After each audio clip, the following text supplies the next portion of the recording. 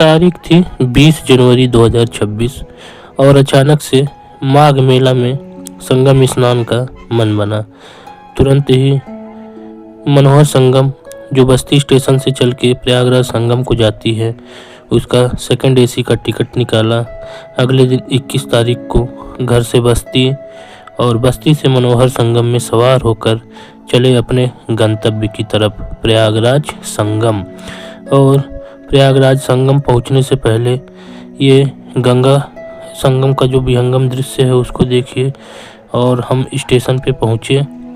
उसके बाद यहाँ से निकलकर तिकोनिया चुंगी पे एक अग्रवाल धर्मशाला की शरण में हाजिरी लिए और पूरी रात यहीं बिताने के बाद अगले दिन 22 तारीख को सुबह पहुँचे संगम नगरी। उसके बाद वहाँ से स्नान के लिए जो मेला परिक्षेत्र में रिलायंस फाउंडेशन की तरफ से दी गई इलेक्ट्रिक व्हीकल चलती हैं, उसकी सेवा ली गई, जो चुंगी चौराहे से संगम घाट का 40 रुपये एक तरफ का किराया लेते हैं। उसका प्रयोग करते हुए हम लोग पहुँचे संगम के किनारे और उसके बाद वहाँ से टहलते हुए अपना संगम की तरफ निकल दिए, घूमते टहलते धीरे धीरे। और वहाँ के कुछ दृश्य जो मनोहर दृश्य थे, जो दोनों तरफ कल्पवासी अपना टेंट लगा के रह रहे थे और कल्पवास कर रहे थे, उसका कुछ दृश्य अपने कैमरे में कैद किए। उसके बाद धीरे धीरे संगम की तरफ बढ़ना हुआ। क्योंकि हम लोग 22 तारीख को ही पहुंच गए थे संगम स्नान के लिए और 23 तारीख को बसंत पंचमी थी, तो ज़्यादा भीड़ 23 तारीख को होनी थी। तो हम लोग थोड़ा सुविधाजनक रहे, इसलिए एक दिन पहले ही 22 तारीख को स्नान के लिए निकल दिए। तो मेला परिक्षेत्र में तो उस तरीके की भीड़ नहीं थी कि कुछ असुविधा हो। आराम से संगम तक हम लोग ई व्हीकल से पहुँचे। उसके बाद संगम से थोड़ी दूर पहले वहाँ हमको उतारा गया।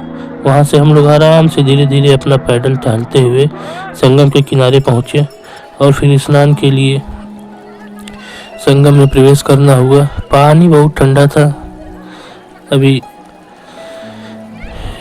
ठंडी का मौसम भी चल रहा है और इस बार पानी की गहराई भी ज़्यादा थी। पिछली बार जब महाकुंभ लगा था तो बाद में पानी की गहराई थोड़ी कम हो गई थी, लेकिन इस बार डुबकी लगाने लायक अच्छा खासा पानी संगम में मौजूद था। लोग आराम से अपना स्नान ध्यान संगम किनारे कर रहे थे, आस्था की डुबकी लगा रहे थे।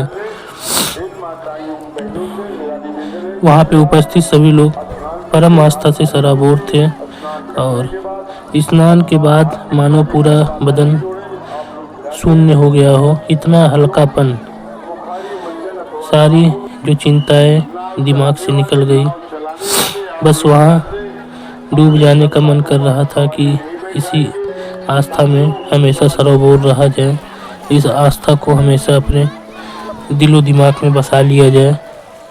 और इस तरीके से यहाँ सभी श्रद्धालु संगम में डुबकी लगा रहे थे और अपनी जो मनोकामना है उसके लिए अपने आराध्य देव को याद कर रहे थे।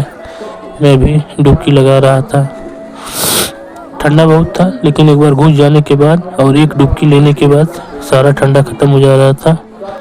उसके बाद हम लोग संगम के तीरे आराध्य देव सूर्य देवता, पवित्र पावन तीनों नदियों का संगम जल का पूजा अर्चना किए। विधिवत पूजा अर्चना करने के उपरांत हम लोग वहाँ से फिर अपने अगले गंतव्य के लिए प्रस्थान करने के लिए तैयार थे। और मेला परिक्षेत्र में काफ़ी अच्छी सुविधाएं मौजूद थी। चेंजिंग रूम थे, नीचे बालू की बोरियां बिछी हुई थी और वापसी में हमें एक गंगा माँ रूपी बालिका मिली, उनके साथ फ़ोटो हुआ। फिर हम लोग उसी शटल इलेक्ट्रिक व्हीकल का प्रयोग करते हुए निकल गए लेटे हनुमान जी का दर्शन करने के लिए। बड़े ही सुविधाजनक तरीके से वहाँ सारी चीज़ें चल रही थी, कोई भी असुविधा नहीं थी, आराम से सभी चीज़ें हो रही थी, कहीं कोई परेशानी। मेला प्रशासन का इतना बढ़िया व्यवस्था था कि कहीं कोई असुविधा किसी भी श्रद्धालु को नहीं हुआ।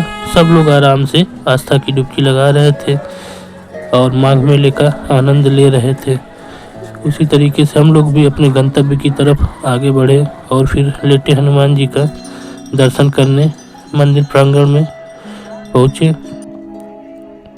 मंदिर प्रांगण में श्रद्धालुओं की भारी भीड़ थी, लेकिन हम लोग भी उसी में लाइन लगे और दर्शन किए। उसके बाद आ गए किले पे, जहाँ हमें अक्षयवट का राम जानकी मंदिर का दर्शन करना था। ये आपके सामने अक्षयवट है, जो कभी नाश होने वाला वृक्ष नहीं है। प्रलय होने के बाद भी इस वृक्ष का वजूद धरती पे रहेगा, इसीलिए अक्षयवट को धरती पे उतारा गया। अक्षयवट का दर्शन करने के उपरांत हम लोग पहुंच गए जहां अक्षयवट की मूल जड़ है, राम जानकी मंदिर प्रांगण में। वहां काफ़ी देर तक दर्शन करने के उपरांत फिर हम लोग बाहर की तरफ निकले और किले घाट की तरफ बोटिंग के लिए बढ़े। किला घाट पहुंचकर वहां से बोटिंग शुरू किया गया, जो काफ़ी लंबे परिक्षेत्र में है। लगभग आना और जाना मिला के 1.5 किलोमीटर की बोटिंग हुई है। काफ़ी कम किराया था, एक आदमी का आने जाने का 50 रुपये ही किराया था।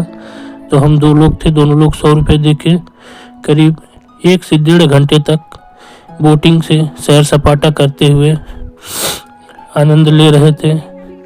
और जो भैया बोटिंग करा रहे थे उनसे सारी जानकारी इकट्ठा कर रहे थे, कैसे क्या है, इनका रूटीन क्या है, इनको दिन भर में कितने ट्रिप मिल जाते हैं, इनकी कमाई क्या है, आदि सारी चीज़ों की विस्तृत जानकारी लेते हुए इस संगम में बोटिंग का आनंद ले रहे थे। और ये सुंदर सुंदर दृश्य वहाँ आसपास मौजूद थे। जो विदेशी पक्षियाँ थी उनका भी कोलाहल मन को मोह रहा था। विदेशी पक्षियों को लोग दाना देते हैं, उसी दाने की आस में विदेशी पक्षियाँ जो है पर्यटकों के मध्य हमेशा कोलाहल करती रहती हैं। और कौतूहलवश वहाँ उपस्थित जो पर्यटक हैं वो दाना खरीद कर इन विदेशी पक्षियों को चुगने के लिए देते रहते हैं, जिससे पर्यटकों का भी मनोरंजन होता है और इन विदेशी पक्षियों को अपना भोजन भी प्राप्त होता है। इस प्रकार परस्पर दोनों एक दूसरे की आवश्यकताओं की पूर्ति करते हैं। एक को दाना मिल जाता है और एक को मनोरंजन का साधन मिल जाता है। अभी जहाँ हम पहुँचे थे वहाँ पानी की गहराई लगभग 60 फीट थी, तो थोड़ा सा डर भी लग रहा था, क्योंकि उसकी लहरों को देखकर एक अजब सी बेचैनी हो रही थी उसकी गहराई के बारे में सोच कर। लेकिन हमारे बोटिंग वाले भैया हम लोगों को बिल्कुल निश्चिंत किए थे, कहीं कोई दिक्कत नहीं होगी। और ये वापसी का दृश्य है, पूरा किला घाट का प्रांगण आप देख सकते हैं। वापसी के लिए बीच में बैरिकेटिंग की गई थी, एक तरफ से नावें संगम की तरफ बढ़ेंगी और दूसरी तरफ से वापसी करेंगी, ताकि नावों का आपस में टकराव ना हो और सुगमता से दोनों तरफ से पर्यटक आ जा सके। हर एक छोटी से छोटी चीज़ का मेला प्रशासन ने विशेष तौर पर ध्यान दिया था, ताकि कहीं भी किसी भी प्रकार की असुविधा ना हो।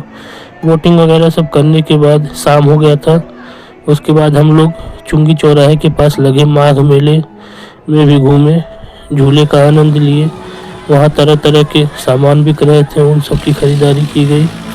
ये सब करते कराते रात के करीब 10 बज गए और पूरा दिन हम लोग पूरा एंजॉय करने के बाद अपने कमरे पे आ गए। यहाँ सारी सामान की पैकिंग रात में ही हो गई, क्योंकि सुबह हम लोग को 3 बजे फिर वापसी करना था और वापसी में हमारा ट्रेन अयोध्या तक था। फिर वापसी में हम लोग अयोध्या आए और अयोध्या में फिर स्नान हम लोग किए। अयोध्या में उस दिन बसंत पंचमी था, तो बसंत पंचमी के अवसर पे वहाँ पे भी बहुत भीड़ थी। उसी भीड़ में हम लोग फिर लगातार दूसरे दिन एक दिन संगम में स्नान किया गया। 22 तारीख को 23 तारीख को अयोध्या में सरयू नदी के तीरे स्नान किया गया और वहाँ पे स्नान ध्यान करने के बाद फिर हम लोग अपने गंतव्य खलीलाबाद के लिए बस सेवा लेते हुए वापसी किए। इस तरीके से हमारा संगम स्नान और सरयू स्नान दोनों पूर्ण हुआ। काफ़ी आनंद की अनुभूति हुई। गंगा मैया से प्रार्थना किए कि हे माँ, अगली बार फिर हम लोगों को बुलाना अपनी गोद में, हर हर गंगे हर हर गंगे।